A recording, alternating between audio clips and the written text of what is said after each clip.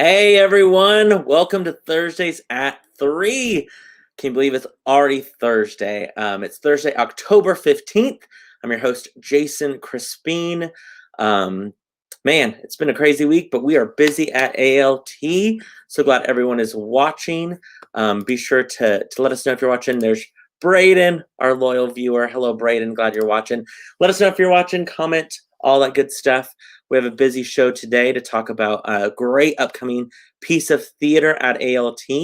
And so I'm going to go ahead and bring on our guest right away because we got a lot to talk about. Mr. Allen Shankles. Hi, guys. Hey, Mr. Allen, how are you? Wonderful. How are you? Look, I got some light. It's not very good light, but it's better than being dark. I was saying earlier, it reminded me of Sweeney Todd. I wanted to start doing the Sweeney. I like that side light, that light that cuts across your face. So Right, yeah. Sweeney Todd. We'll let you use a ring light or something soon for the next. Donate me a ring light or something. This is pitiful. I still need I want to try to find somebody to donate time and energy to write a theme song for Thursdays at 3. I feel like there needs to be this little ditty before we go on. You need a jingle, right? We'll have a contest for a jingle of some sort soon. Somebody's out there listening right now that'll write you a jingle. Please write us a jingle, us nonprofit theater, please. Allen, it's been a busy week. I know you are crazy busy right now, so I appreciate you just taking a little bit of time out of your day to come on for Thursdays at 3. Jamie says, hi, Jason. Hi, Allen. Jamie. Hi, Jamie. I've got a boatload of emails from Jamie right now. Bugging me to death. Jamie, we will try to have Allen respond to those emails after Thursdays at 3. She's been working away. I love it. Before we begin talking about what's coming up down ALT, down the pipeline, we want to thank everyone who attended this past weekend's production of The 10,000 Problems of a Teenage Girl. We had 5 sold-out performances for that show. Our cast was absolutely fantastic. Kudos to all 23 of those cast members, our 5 crew members, all the parent and family volunteers who helped run break leg notes and concession and all that good stuff. And a huge shout out to our ALT staff, Lissa, Joe, Brandon and Noah and Greg, everyone who is, helping keep everyone safe, all of our safety protocols, who were disinfecting the theater in between performances. We had a great weekend of live theater. It was great to have live theater again. And we've gotten kudos. We've gotten some great emails from people who have responded about how much they've enjoyed the show and Perry Huckabay's brilliant script and how they wish that the show could be shown to more school-aged children, high school and middle school aged, and then of course complimenting all of our safety protocols. Allen, we just basically copy and pasted what you did for the humans, and it worked out well for us. Well, we worked on those protocols collectively for several weeks, and they're proving to be very advantageous to our program. Yeah, for sure. You do these simple things: wear a damn mask and wash your hands and stay away from your fellow man a little bit. You can make this stuff work. Yeah, for sure. We again we're so thankful to have live theater again. It was great. Also, this past week we had tons of birthdays, including yours, Allen Shankles. You had your birthday yesterday. How was your birthday? It was fantastic. Actually, I went to Lake Tahoe for the weekend to see my beautiful grandson, and so that made my birthday complete. Yeah, I love it. We also had a couple ALT, Shannon Mashburn, who's in your show. Justin Lowe had a birthday. Harrison Stringer. We've had so many good theater people have birthdays in October. I love it. Do a lot of theater. Yeah. Very true. So Allen, something that happened this week that we had a meeting about, and I kind of wanted to talk a little bit about, with the city kind of going code red with different aspects of things opening and closing or different things like that. The city ordinance being code red. What does that mean for ALT? Well, I actually talked to our mayor yesterday. She is a wonderful person and is doing a great job, I think. And so I wanted to reach out to her and say, look, we've got a show opening next week, and we don't want to thumb our nose at you. And if you tell me we don't need to do this show, we won't. But I think we've got the correct protocols in place, and I think we can do it safely and keep this train moving down the tracks. And she said that the red level warning was more a way to communicate to the public in our community that our hospitals are filling up and they need to be more diligent with their protocols. Sure. So she obviously can't tell us whether to perform or not perform, but she said she wouldn't hold it against me if I did. So that's great. So right now, and we sent out an email to all of our Academy families. We're still holding classes. We're still kind of conducting business as normal because we have our safety protocols already in place. We limited class sizes to 10. We have them wearing masks. We do social distancing, and we have hand sanitizers, all of that stuff. And so we're just continuing what we are already doing. And we've been very successful. You just have to pay attention to the details. And when we open the main stage next week, I think our protocols will work better here than they did at the Adventure Space. Oh, I completely agreed. About that. We're only going to seat about 170 people out of a 453 seat auditorium, and that's tragic, but it's better than nothing. Let me tell you. Yeah, for sure. Well, and we have a new with our ticketing system, people can now download their ticket and have it either printed at home or on their phone with a QR code. And we're, scanning the ticket lists or the no contact tickets. And that was a dream this past weekend with 10,000 Problems of a Teenage Girl. Anyone that had their QR code with their tickets or those printed QR codes, I mean, it was so fast to get them in and out. The barcodes on our actual tickets, it took a little bit longer to scan, but they were still great. It was awesome. So we are definitely in the right direction to get things. I haven't touched anything I've touched. Right. And yeah, exactly. We're keeping you safe. Exactly. We're going to showcase our safety protocol video that we made. We'll show that at the end of this, but let's go and talk about the show, Alan. The curious incident of the dog and the nighttime. What makes it so curious about the incident of the dog in the nighttime? What happened to that dog? We want to find out. Well, I don't think I can tell you. True. People got to come see it. Oh, we had a very tragic end, though. What if anyone has never read the book, never saw the show? What can you tell them? What is the show about? This show is a wonderful story of a coming to age and confidence of a young man who is autistic, a 15-year-old boy who is autistic, and he is he obviously deals with lots of the problems that can arise with that disability, but he is determined to solve the mystery of who killed the dog.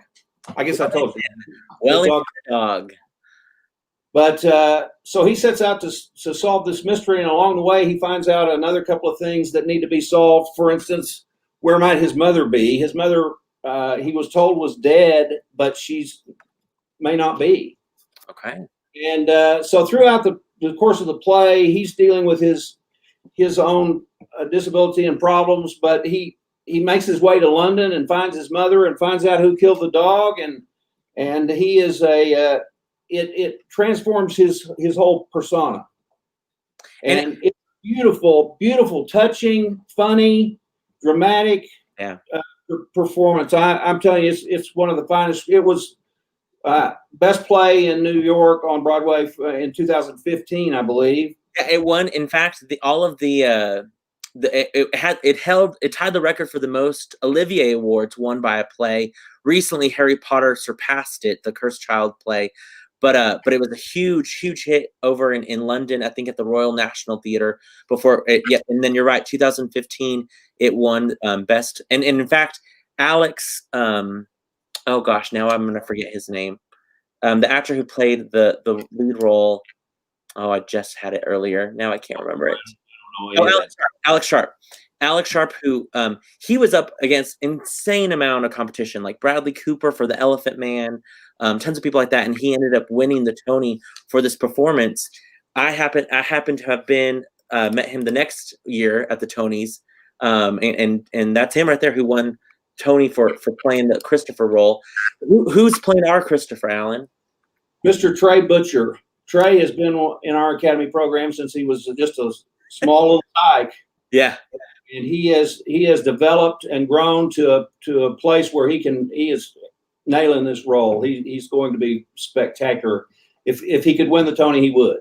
I love it. The main stage audience last saw him as Tobias in Sweeney Todd.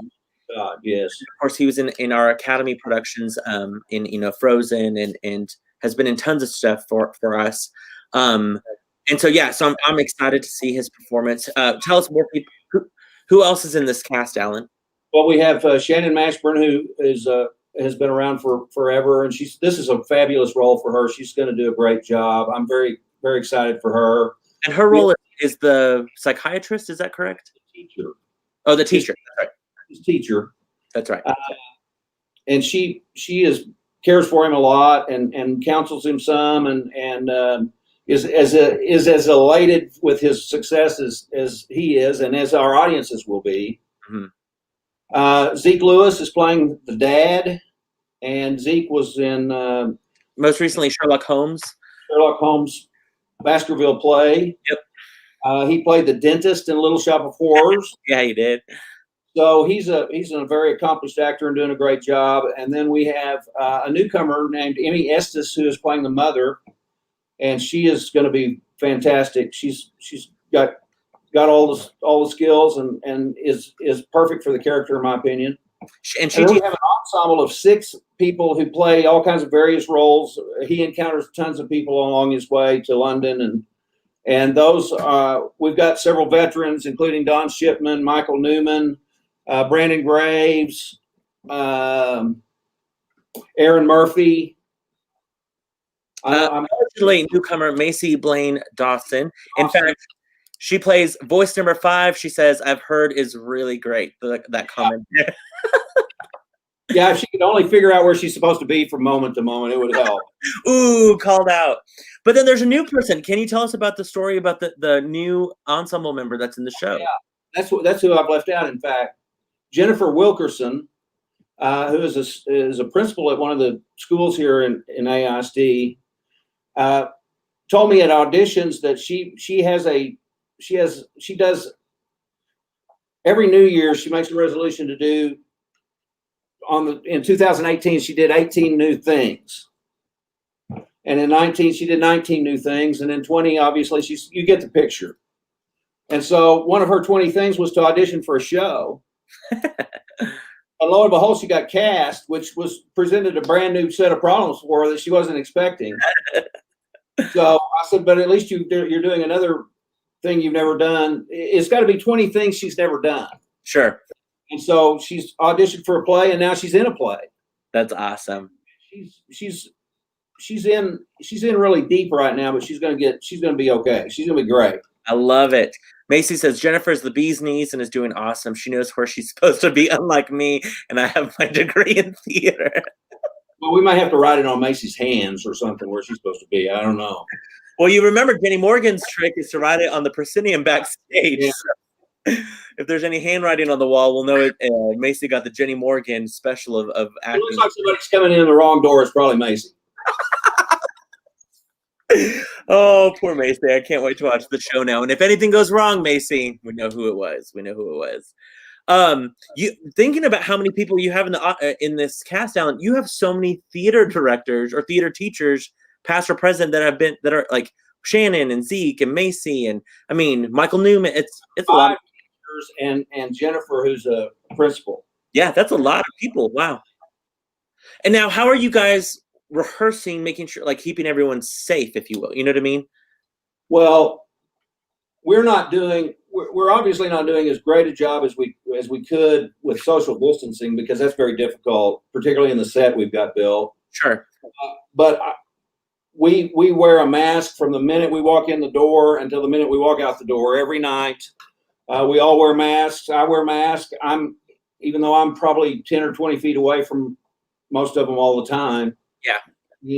And we actually had a scare last week. The boyfriend of one of our cast members was tested positive, and so we've kind of kept her in quarantine, but everything has turned out fine so far. Sure. We did the same with the Academy show. We took off our masks 2 days before for photos, for our production photos that we had, for the show. That's what I intend to do, is take off our masks on Tuesday before we open on Thursday. We're temperature checking every cast member as they come in each night. Sure. And well, you also forget how wearing a mask, I mean, it limits not only some projection, if you will, but some enunciation. Once those masks were taken off, it was like, oh, I can hear my cast a little bit better, and they are doing what I'm asking for them. It's just how we're limiting, we are. Well, now I forgot what I was going to say. Sorry about that. No, you're good. But yeah, once those masks come off for those actors, they're definitely going to appreciate that. Don Shipman, one of your cast members, says, "I get to be a reverend, a policeman, and a doormat." Literally a doormat. Literally a doormat. Very excited to see that. And then, doormat, but he's literally one right now. I can love it. Macy, she said she would own it if there's any mistakes in the show. Yeah, she will. I love it. I love it. And with the show, Alan, had you seen the show before? I had not. Okay. I've got to tell you, I probably passed on it because it didn't sound exactly to be my kind of show. That was a huge mistake on my part, and I want to tell our patrons out there, don't make the same huge mistake. Sure. See this show. Bring your family, bring your kids. This show is it's visually incredible, and the acting is superb, and the story will warm your heart for weeks. Well, I remember you talking about how with the new you're bringing some new technical aspects to this show, and some of us got to see a sneak peek of what could happen on stage. And man, I'm telling you guys right now, people are going to be talking about this show, not only just, of course, how amazing these performances are going to be, but just the technical aspects that's being done that's never been done at ALT before. I'm so excited. It's exciting to have been doing this for as long as I have, and to come up with something that is so unique and new.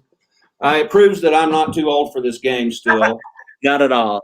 But it's going to be brilliant. It's going to be visually one of the most outstanding things we've ever produced. Yeah. I feel like, Alan, there's been times in the past where you thought, oh, this isn't quite my show. I'm going to pass on it to direct it. But then circumstances happen where you direct it, and then you end up falling more in love with that show. I remember Putnam County Spelling Bee was one of those where you're like, I don't think it's my show. Absolutely. And then once you got into it, you're like, oh my gosh, this is brilliant. I love this show. It's so smart and funny. And I've always told people I try to love every show I direct. Ultimately, whether I do starting out or not, but I typically I've been in such an environment with other directors who are capable and great that I could pick and choose the shows I wanted to do. Sure. And so I really have a show that I don't already love going into it, but this was not a show that was on my radar, really. I got this show handed to me by myself. I hand out the shows as it were, but I was planning to do Matilda in September, and it wouldn't allow me to do this show. And I was really hoping to do Good People in November because it's one of my faves too. But now this is my favorite show of the three, and I'm glad I'm doing it.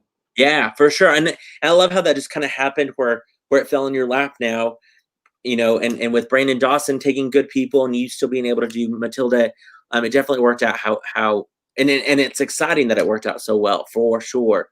Well, this show has rejuvenated my spirit. I love that. Now talking about the show, of course, take COVID, take the masks aside. What has been challenging about this show as far as with rehearsals and with the subject matter? I mean, Trey has to play a kid with autism and making sure that there's truths with his performance and being able. I mean, the set. I don't want to give too much away, but the set has some limitations as well. What have been some challenges for you as a director for this piece? Well, the set is not, although it's not the biggest. It's not by far the biggest. It's a pretty small space for 10 people to exist in. Sure. And most of the cast is on the stage all the time. And so I had a lot of traffic patterns to work out because we've got 6 cubes that we're using for seats and tables and bus subway seats and all that kind of stuff. And so that's been difficult. And I had one cast member that was out with COVID for 2 weeks.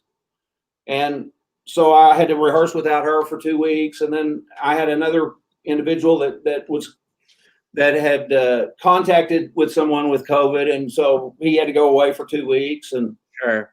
It's the craziest thing. You never know from day to day who you're going to have at rehearsal and who you're not, but you just carry on. Like I said, it's better than doing nothing.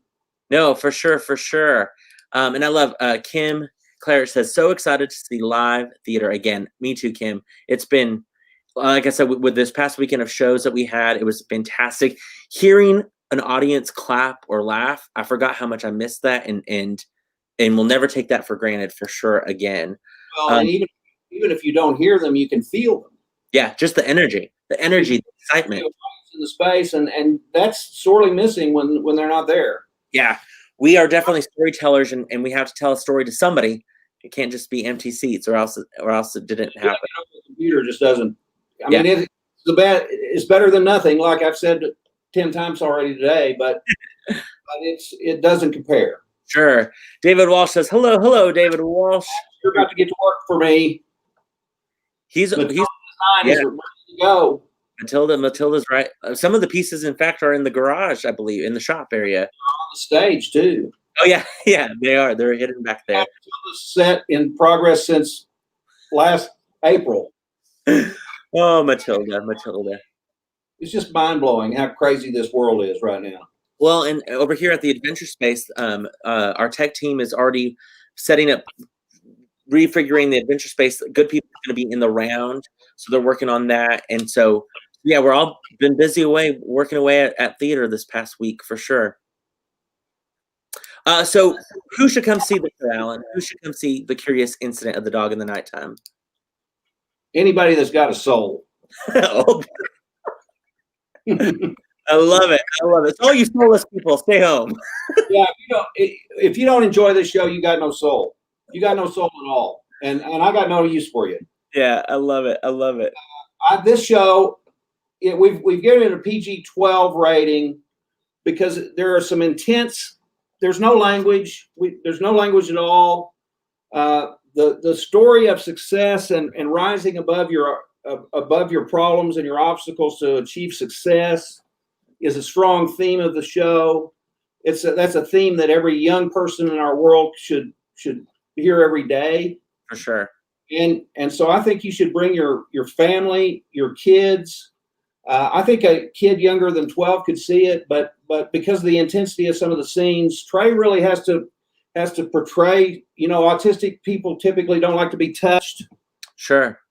And so he has some outbursts when that happens, and he is chewing up the scenery, man. I cannot wait to see his performance and all the performances with this show. Those of you who might not know, we want to remind you again, the show will run October 22nd through November 1st. Those tickets are on sale right now. And like Alan said, the box office is doing a great job of social distancing those seats. So yes, our theater seats 453, but like Alan said, there'll be about 175-ish tickets sold for each night. So you will be socially distanced, all that good thing. If you have yet to check out our website, definitely check out our website for our COVID-19 protocols. You'll just click there on our ALT main stage protocols to find out everything that's going on at ALT, how we're going to keep you safe and our actors safe. If you're wondering about the actors, check our backstage protocol, where it definitely has information for all of our actors and what they're doing backstage. And like we said, we'll show our safety video that we made for the main stage here at the end of our program. This show is also being performed, again, at the ALT main stage. I like showing our artwork from Cameron Wolf whenever I talk about which venue it's at, so our ALT main stage. And new this year, right? Or not new, we've done it in the past, but there'll be some, I believe, artwork that's going to be in our lobbies during pre-show and intermission that people can bid on throughout the season. Right. So definitely check that out when you come to the theater. Yeah. Becky said, As You Know It was my favorite thing I saw on Broadway. Can't wait to see it. It's so true. I got to see the show with Miss Becky in New York. Becky, we loved it. It was such a beautiful show. Cannot wait for you to see what Allen does with this show at ALT. You're definitely going to have to check it out. We can get a group together and come see it for sure. Remind us, Allen, though, real quick, just so audiences can know, and like we said, we'll show the video. We want our main stage audiences to know that there's going to be 4 different entrances for the theater, not just the main 2 front doors. There'll be side doors that you'll enter through. So make sure when you get your ticket information, find out which door you will be entering. And Allen, I believe you said we're going to have some signage outside to help identify the door numbers, correct? Signage out that we've got 4 entrances, 1 through 4. And depending on your ticket row and number, you'll enter in a specific door. Perfect. Yeah, I think that's great. Speaking of Allen, we showed this last week, but just a reminder, our awesome that's just one of the photos that we took. I think we used a different one for the program, but we had such a good time taking that photo for our staff photo this year. We had a hard time finding one because Jason couldn't find one he looked good in. No, my face was shadowed in so many of them. I don't like that photo. It shadows my face. You know, it's all about Jason these days. No, hardly. There were other people who had opinions about their own pictures in those. I love it. Okay, so obviously, Curious Incident, we want people to come see that show. We talked about Good People is in rehearsals right now as well. They've been rehearsing in our dance studios, getting ready for their opening later on in the month or next month. And then Matilda's music rehearsals this Monday. Is that right, Allen? Yes, this Monday. They start vocal rehearsals at the Adventure Space. There'll be social distance, all that good stuff. So we have tons of stuff going on still at the theater. We're working hard.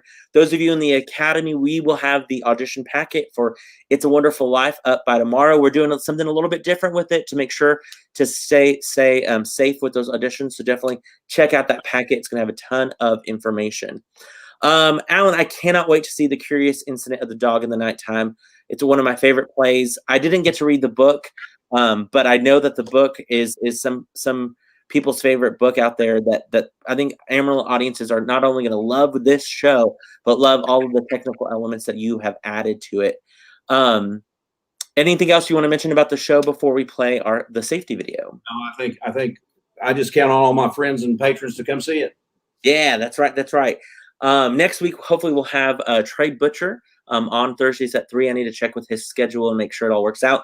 Check out our Sunday paper. This Sunday, we'll have an article from the Amarillo Globe News. You guys did a great photo shoot and interviews, I believe, last night with the show. So help spread the word that live theater is still happening at ALT. But the best thing about it is it's happening in a safe manner. Shelley says, what an excited season. It's so true, Miss Shelley. It's so true. So many people saying hello. Hey, Baxton, glad to see you there. And then I think we also had Mitchell Hernandez. Hello. I love all of our fans who are watching. All of you, come see the show and get your butts at auditions. We need to see you guys auditioning for shows in the near future. We have some great shows down the pike as well. Okay, Allen, I'm going to go ahead and bring up our safety protocol video. Let me pull that up. All right. So you guys enjoyed the safety protocol video. It's about 6 minutes. We're going to show it all in its entirety. And then we'll see you guys next week at Thursdays at 3 when we'll have a cast member from Curious Incident of the Dog in the Nighttime. Don't forget to purchase your tickets. So excited to be back in the theater. It's time. That's right, Miss Taylor. It is time. I love it. Enjoy our safety protocol video.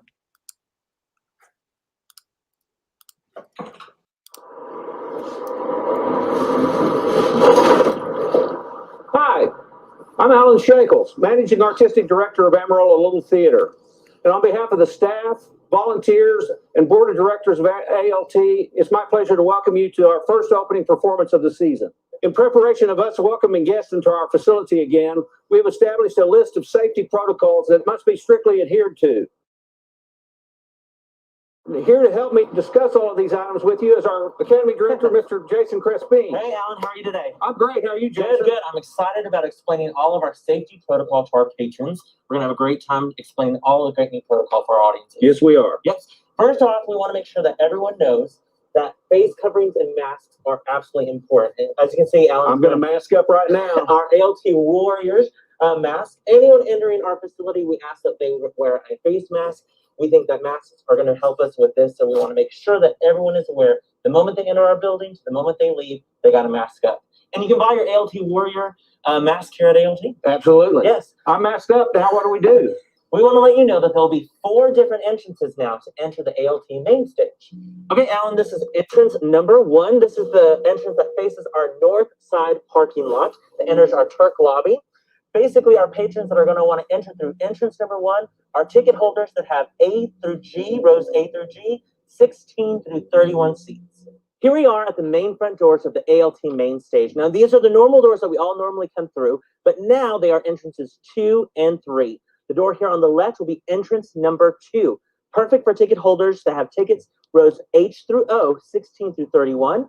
The other door here will be entrance number 3, perfect for ticket holders H through O, 1 through 15. Let's go see Alan at door number 4. This is entrance number 4. It's on the south side of our building facing the Herring Bank. This is the entrance that should be used for ticket holders having rows A through G, 1 through 15. Upon entering the building, patrons will be tested for fever with a no-touch forehead thermometer. We will also scan a barcode on every patron's tickets that will verify the ticket and seat location. This is a no-touch process. There will be hand sanitizer stations at every entrance and throughout the building. We hope that you will use them liberally. As another reminder, please know that we will require our patrons to wear face coverings the entire time they are in our facility. This will be strictly enforced. If you're like me, I know you love going to the concession and getting specialty cocktails during intermission.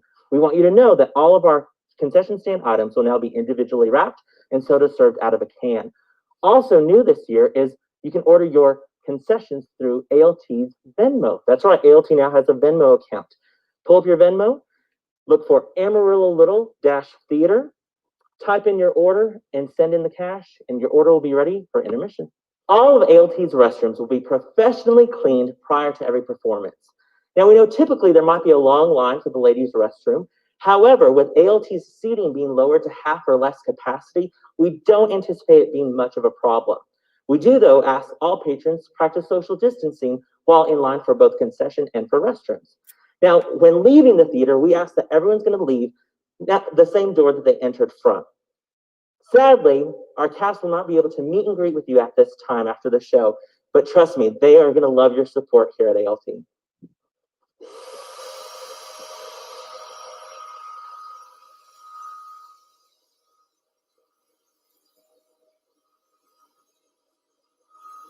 Before we finish, I want to point out a few more changes that you should know about. First, we ask that all tickets be picked up at least 3 hours before your scheduled performance. You may now print your tickets at home if that is more convenient. If you live out of town, we will be happy to mail your tickets, assuming that they are reserved soon enough to allow for postal delivery. Also, we will not open the building until 30 minutes prior to the scheduled performance time. We want the ALT theater experience to be fun and worry-free, and we're going to do everything possible to meet that goal. If you wish to discuss these protocols with us, please feel free to contact us anytime during regular business hours, Monday through Friday, 10 a.m. to 5 p.m. Friends, I know this may seem to be a lot to keep up with, but we know that you miss coming to the theater just as much as we miss having you here. But we know these safety protocols, we're going to work diligently to keep you, our audience members, safe while attending the show here at ALT. Remember, we're all in this together. Thank you so much for all your continued support. Jason, as I always say, we look forward to seeing you at the theater. Here we go. Yeah, I'm rolling. We want you to... This is entrance number 4. Let's go. Easy peasy. Okay. A through G, rows A through G, 16 through 31 seats. That's A through G, 16 through 31 right here. Entrance number 1. No, we're on entrance number 1. Rows A through G, 1 through 15. Do you want to cover door number 4? I'll cover 2 and 3. Sure, I got it. Okay, great. Here we are at the main stage. Professional. Let's go see Alan at door number 4. I think so, he said. Upon entering the building, patrons will be tested for fever with a no-touch forehead thermometer. Okay. Right. For sure, for sure. 2, 3, 2, 3, 2, 3. Okay. That's not my style. Oh, sorry. Remember, we're all in this together. Thank you so much for all your continued support. How fun was that? Oh my gosh, I forgot about the blooper reel at the end. Anyway, we'll see you guys next week, Thursdays at 3. Don't forget, get your tickets. Curious Incident of the Dog in the Nighttime. Bye, everyone. Stay